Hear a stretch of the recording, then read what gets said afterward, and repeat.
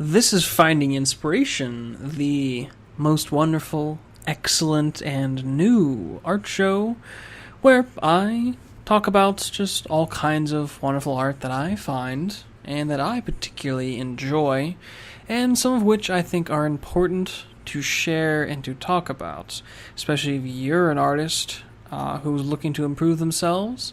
Or if you just want to find some new cool artists that maybe you've not heard of, and hey, maybe you want to support them, and you find out, wow, this is some awesome stuff. I wish I could have found this person before. Well, that's my goal. I'm going to try and do that for you, and I hope you enjoy the art that's in this episode.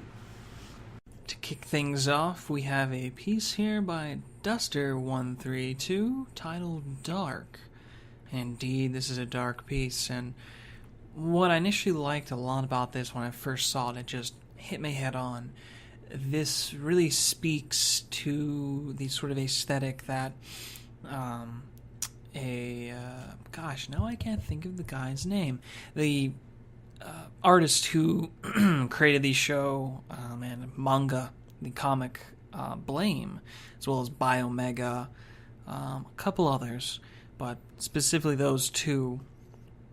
His Japanese, it's coming to me, but nonetheless, it has this very sort of cybernetic, sort of a bio-cybernetic feel to it. And so a very sort of obviously kind of a line art piece here, comic kind of related, and the style of it is very good. It's not sort of what I would consider sort of at least the Western kind of style of comic art, which is what I like about it, because you have a lot of these non-uniform lines, and it's not super smooth. There is little edges to it, roundness where you might not see it, and in fact, when you look into this a little more, you can see it's obviously it's a profile shot you got going on here, right? It's sort of elongated, kind of an alien head, and I love the sort of teeth going on. That's just real grisly. And the chin kind of piece, and it looks like it has 3 different eyes on the front, and all those sort of white lines, which really is just sort of a reduction type of technique, just erasing, because clearly it's a white background, so it's almost hard to tell the difference between, especially when you get to the edges, right? But because the lighting is done very well, because the darker spots is just more of a gray, and so you see that on the right on the head, whereas it's very bright whites and then goes and kind of shifts over and turns, so you're getting this geometrical three-dimensionality. It's kind of subtle though, but you can tell because it goes to a gray. And same on its left side, you have these bright whites and then more of a gray, and then going forward, so you can kind of get an element of what the lighting is, but also there is a good dimensionality to it. I love those sort of shoulders that are, really geometrical and kind of square, rectangular, very powerful, and these hard edges that, meet at these points, these 90-degree angles, very rough, but you still have this element of organic feel to it. This nice, perfect fusion of organic and geometric shapes to create these unique creatures. I love it. And there's all different kinds of designs you can do with this too. You can just, sky's the limit, really. So I appreciate Duster for doing a piece like this and sort of echoing the creator of Blame and Biomega. Great stuff. Keep that up. Well, of course, it wouldn't be a complete episode unless we had a little lewdness going on, right? Well, we have Aira by Sami Summer here. Hope I said that right. Nonetheless, very nice character design. Let's focus on the intricate pieces here. So getting a very wintry feel. At first, I kind of thought this was a fan art of Crystal Maiden. Kind of has that feel to it, but I don't think it is. Could be, but doesn't seem like it. But of course, that is a fairly, kind of ephemeral character. So you have this essence of seasons. So humanity is used to these seasons, And each season has a particular aesthetic. So winter, you have, of course, what's predicated in this and is replicated a lot, and a lot of repetition, used of the snowflake. And she's got sort of larger ones in each hand, almost like she can conjure them up, right? And, blues, really bright blues. Although these are more of a teal, and I like teal. It's actually my favorite color is teal, and, gradations of that. And you got a lot going on here, and I like the style of it. Those sort of on her forearms, you have sort of this cloth that's hanging off, and then it kind of stops going up the rest of the bicep, and then the top and everything. And of course, you get quite a bit of not too much skin showing. Of course, there's never too much, I don't think, but it's a nice sort of body piece, and then doesn't seem like this sort of maybe the probably boots and whatnot. That are kind of going up. And I like that the sort of the twist along her leg that kind of, again, has these sort of feathered pieces that, go from a point and are kind of broad and go out like that. I want to say it's kind of feathery. I can't think of an exact sort of animalistic form or anything that's similar to it. But there's good layering, so you have, her right arm and that cloth, which is then over top the sort of train she has on the back. And then, her right foot is underneath that. So you get some good layering, and you can see her left foot as well. And the really great, of course, the lighting is done very well, very conscious of where the lighting should be throughout the whole piece. And good movement, too, because the cloth is flowing, her hair is flowing, you have all these pieces in the background. Very good atmosphere as well, just the use of all the different colors. You got these nice indigos and dark purples in the background, which I think maybe unfortunately just look a little pixelated. Maybe that's just because I haven't viewed it in a little bit. That happens sometimes, but probably would kind of mute out when you print it.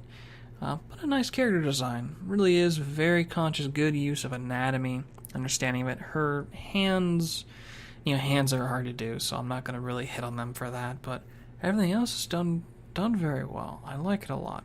Very good character design. The third piece I'm going to talk about today is Flower Color by Daria Ponyo.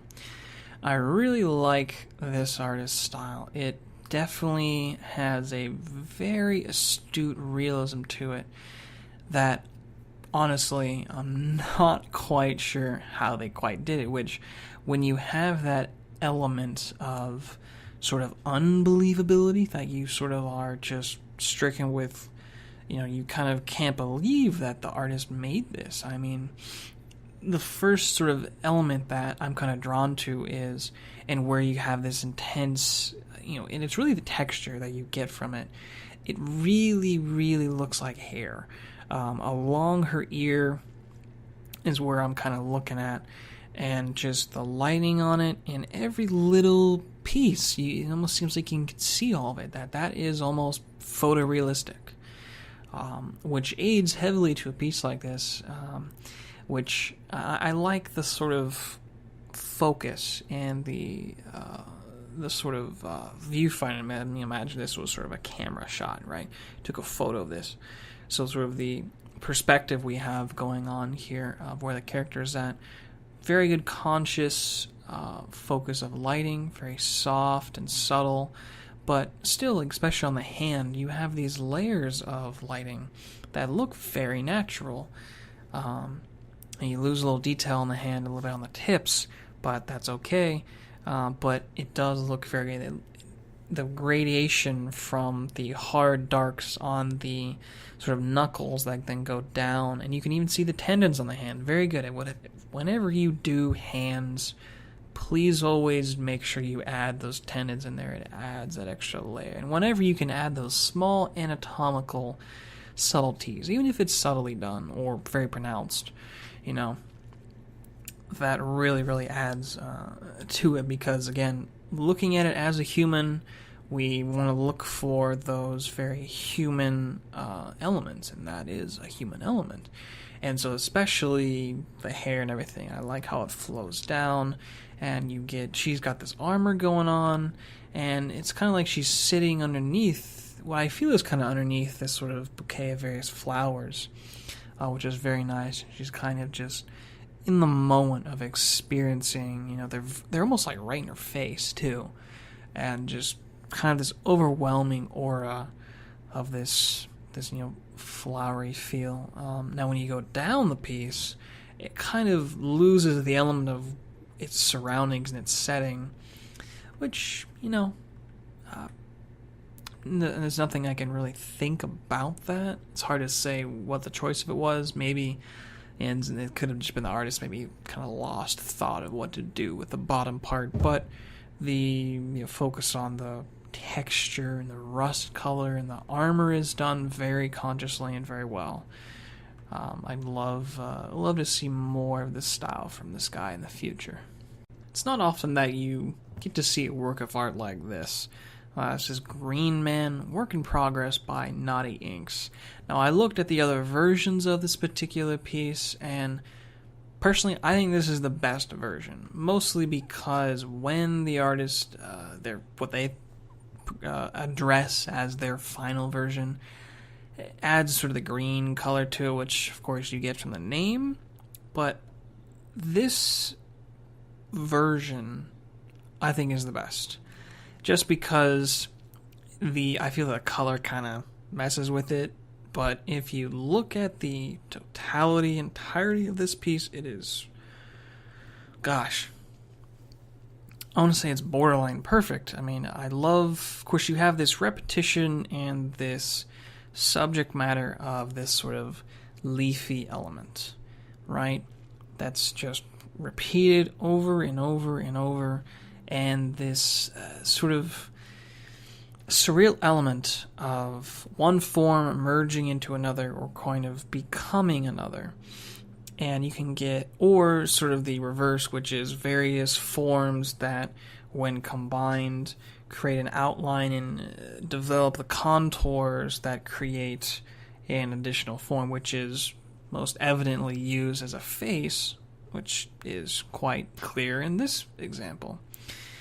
And even more so, the face itself almost builds this texture of, that I want to say is like a stone-like texture, because you've got these cracks like above the lip, right beneath the nose.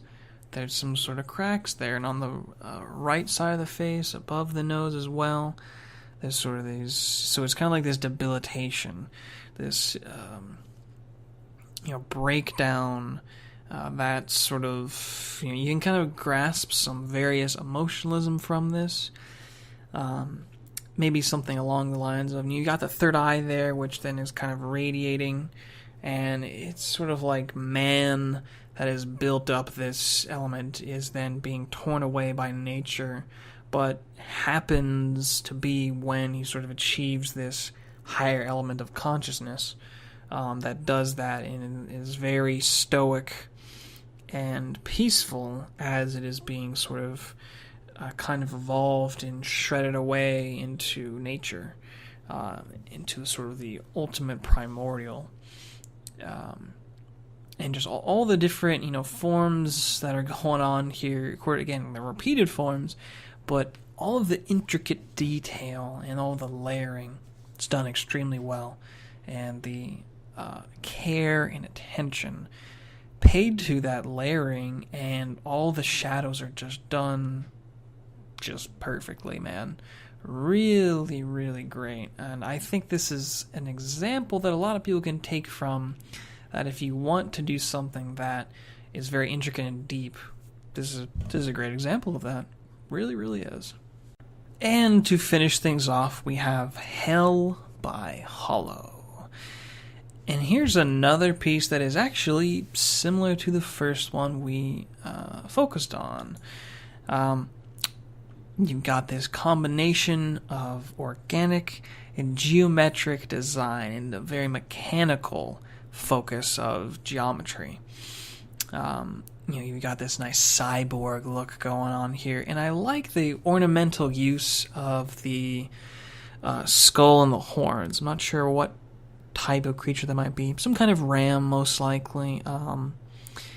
Moose don't have horns, I don't think.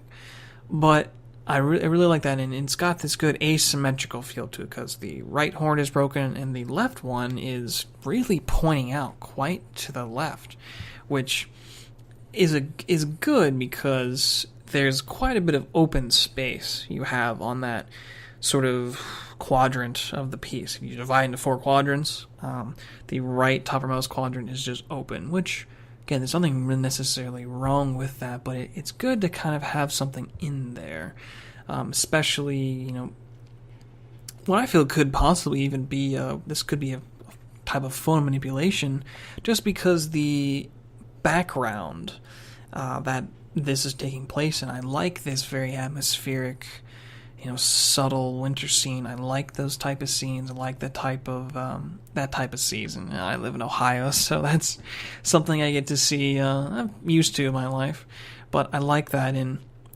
this sort of line that it's going on with the trees, then molds forward, and then the foreground kind of begins where you've got this sort of bloodied, what really actually kind of look like these braided cables that are kind of stretching out.